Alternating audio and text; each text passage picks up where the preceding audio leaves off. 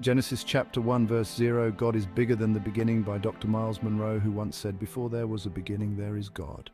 God did not begin when the beginning began. He began the beginning.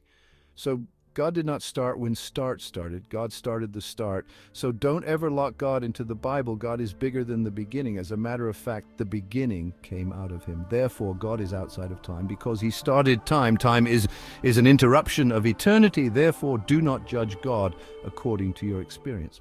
One day, Peter, Simon, son of John, got a revelation. A day with the Lord could be 1,000 years. As written in 2 Peter chapter 3, verse 8, that means if God tells you, "I will see you tomorrow," that could be a long time. The point he is trying to make is that God is bigger than the beginning. He is outside of time.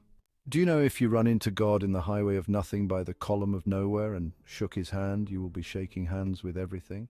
Everything that is was in God. The Bible says that before anything came to be, there was God, and all things were made by him. John chapter 1, verses 1 to 5. So if you run into God when there is nothing, you're running into everything.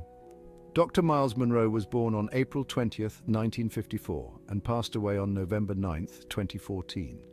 Dr. Myles Munroe was a globally respected Bahamian ordained minister of the living God, a devoted professor of the kingdom of heaven, and a profound influence of God's kingdom on earth.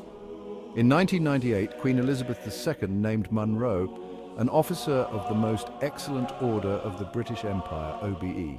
In a world of mega ministries and corporate religious empires, Munroe was a go-to person. Friends and colleagues attested. Dr. Myles Munroe always said the graveyard was full of untapped potential, so he urged us to die empty.